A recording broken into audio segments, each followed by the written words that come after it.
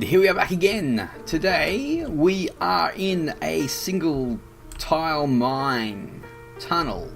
Yeah. So basically, just a bit of a tip here. I thought I'd throw this out. I'm sure many people know it, but you know, there's always something that someone doesn't know. So I'm thinking this might be one of them. And it's actually quite efficient because we all know that when we make tunnels, we don't like to make support beams, do we? Or spend all our times doing strong walls. So I'm just showing you here today that when you're mining up a mountain, and especially when you don't have much room, like maybe the mountain's really skinny across and you can't really mine too far into it to then turn around and come back a long way. Like my main tunnel on the mountain, I basically mined in like 150, what was it? Oh, God knows now, God knows. I may have to ask him. But, you know, mining in 100 and then having to mine back 100 to get back to the point that you were. And that is possible with this little tip as well. But as in the top of the mountain deed tunnels, I also have this style of tunnel in there as well. So basically, you know, you've mined... We can't see the bottom down there, but I've mined all the way up here. I think it's like 25 tiles or something up, and basically I've come to here.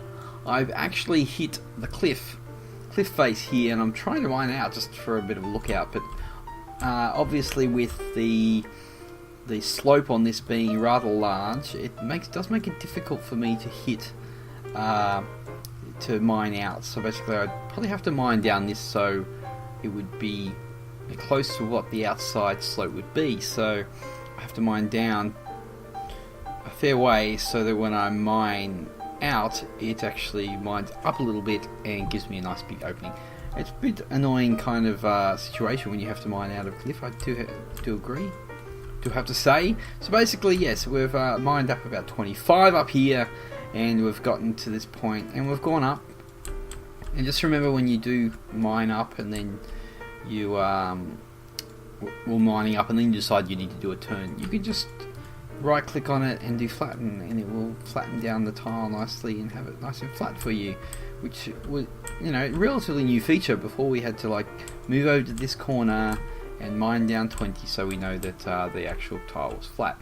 So yeah, so basically what I'm saying here is with these supports is that if you just mine up the hill, up the tunnel here, and then you turn around and you go back and you mine back as much as you can, depending on the mountain that you're in, you're going to save on support beams, because basically if you do one side, you're going to get both sides, aren't you? So like my tunnel in the mountain, back on the main deed there, I've pretty much halved my support in strong wall creations. So yeah, it's a bit of a nicely efficient little way to do it, and also it just makes it easier and a more efficient tunnel. But the thing is with these tunnels, and you think, oh no, there's lots of turns and stuff, but with the tunnels you have to realise that you have to do the height. It's all about the height. You have to get up. You can't, you know, you have to get up in any way that you can, and that's what it's all about. If you happen to be a little bit, you know, not as far into the mountain this way as you wanted, well, you can deal with that later, and you can do a nice flat area up the top.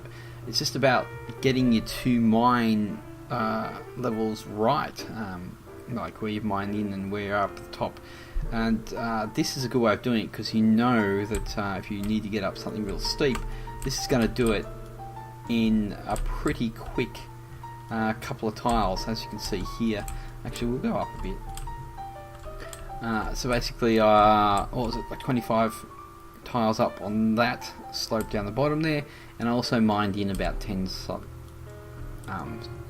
tiles. As you can see here, I'm about to hit the cliff edge again, which is misfortunate, but that's life when you're climbing up a mountain. You know, if you were to mine straight in, you obviously wouldn't have this problem, but with doing this tunnel, there is actually a cave up the top which I mined into. I knew that it was there, so I had to meet that point. So once again, as you can see, reinforced tile. Thanks for coming. Nice.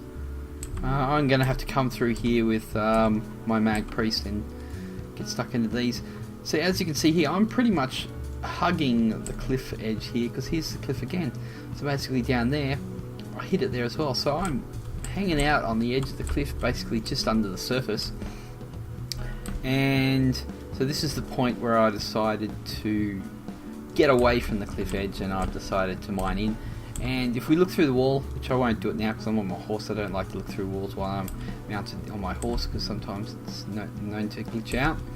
But I've decided to get away from the cliff edge, which is obviously up all around here. This is the slope going up like that. And and I also know that I'm actually high enough to reach the point that I'm aiming for in the cave above. So as you can see, we're mining up. This didn't take very long to mine up this. With a couple of good miners, you get up there pretty quick. And the lucky thing was, when I got to the top, there was an iron vein. And this is the point that I got to. As you can see, some corpses here. Good to see. You know, if you can get something up the top and look through the wall and try to see where you're going, that also helps. And then yes, we're actually up the top here in another cave that is very, very ugly. So all this in here needs to be flattened or something, or God knows now. Who knows? So basically that's about it.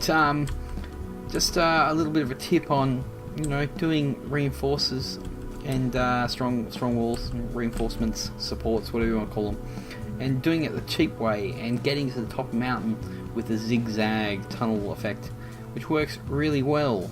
And if you line it up nicely, this isn't quite obviously because it's not going to, because I'm hugging the cliff edge. You can make a drop shaft and you can get the quick way down.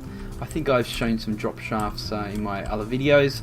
And we're lagging out here. We're going to lose it. Come on, trigger. This is the trigger. So this little mine, I'm going to have to reinforce it. It's not going to be any wider than one.